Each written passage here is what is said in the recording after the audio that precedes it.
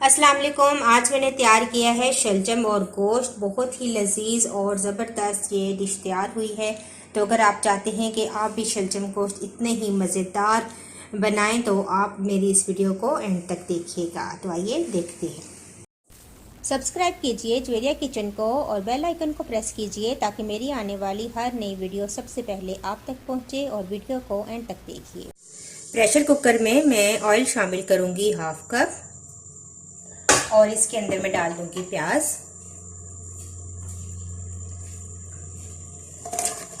और इसको light brown कर लेंगे।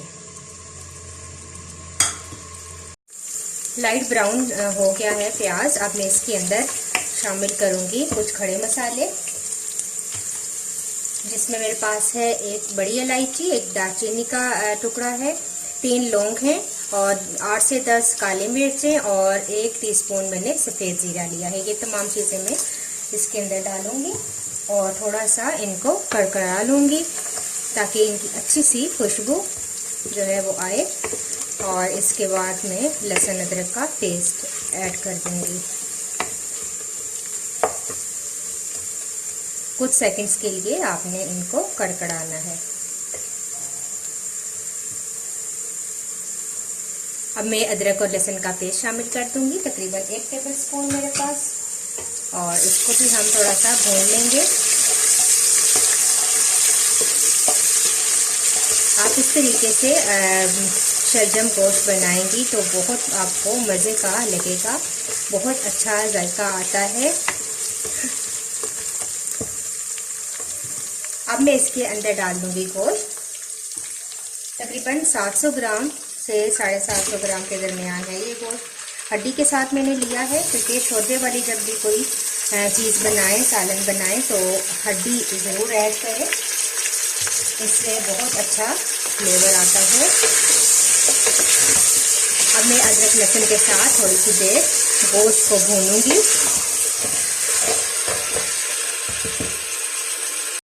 टमाटर ऐड करने के बाद अब मैं मसाले ऐड करूंगी, जिनमें मेरे पास है सुरख मिर्च का पाउडर 1 टीस्पून मैंने लिया है, हाफ टी स्पून मैंने लिया है सफ़ेद धनिया भुना और पिसा हुआ, हाफ टी स्पून हल्दी है मेरे पास, 1 टीस्पून मैंने लिया है धनिया पाउडर और 1 टीस्पून मैंने लिया है नमक। तो ये तमाम चीज़ें मैं डाल दूँगी गोश्त के अंदर और इसको हिलाऊंगी। 2-3 मिनट भूनने के बाद मैं इसके अंदर पानी शामिल कर दूंगी और गोश्त को प्रेशर दूंगी जब तक कि गोश्त अच्छा सा गल जाए।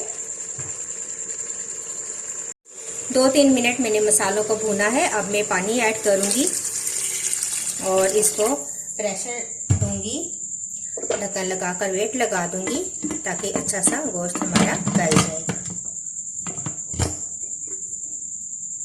तो देखिए प्रेशर कुकर में मैंने गोश्त चढ़ाया था, बहुत अच्छा सा गोश्त गल चुका है और पानी भी तकरीबन खुश्क हो चुका है। अब मैं बहुत अच्छी सी इस गोश्त की भुनाई कर लूँगी और अगर आप चाहते हैं तो इस स्टेज पे आप हड्डियाँ निकाल दें, तो मैं भी हड्डियों को निकाल देती हूँ और अच्छी सी इसकी गोश्त की भुनाई कर लेती हूँ।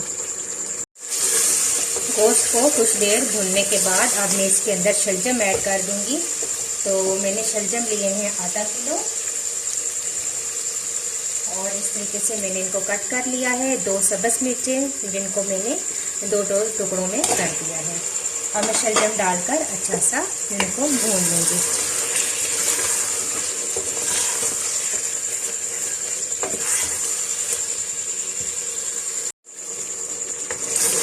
तो मैंने शलजम और गोश्त की अच्छी सी भुनाई कर ली है। अब मैं आखिर में इसमें थोड़ा सा गरम मसाला शामिल करूंगी, तकरीबन हाफ टी स्पून।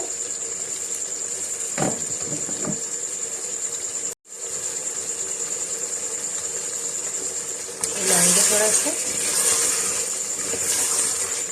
और थोड़ा सा पानी ऐड करूंगी ताकि थोड़े से शलजम अभी सख्त हैं तो ये गल जाए। तकरीबन जितना आपने शोरबा रखना है उस हिसाब से आप थोड़ा सा ज़्यादा पानी डालेंगे ताकि शलजम गल जाए अच्छे से और हमारा शोरबा भी तैयार हो जाए। तो मैं इसको अब कवर कर दूंगी ताकि ये अच्छे से शलजम गल जाए। तो लीजिए शलजम गोश्त ज़बरदस्त सा हमारे पास तैयार है। आखिर में मैंने धनिया डाल दिया है, इसको मिक्स करेंगे और मैं आपको डिश आउट करके इसको दिखाती हूँ। तो लीजिए मैंने शलजम गोश्त को डिश आउट कर लिया है। बहुत ही मज़ेदार और बहुत ही लजीज ये सब्ज़ी और गोश्त तैयार होता है। तो आप इस रेसिपी को ज़रूर ट्राई कीजिएगा और अगर आपको ये मेरी रेसिपी अच्छी लगी तो इसको आप ज़रूर लाइक कीजिएगा। नेक्स्ट वीडियो के साथ दोबारा हाजिर होंगी। अल्लाह हाफिज़।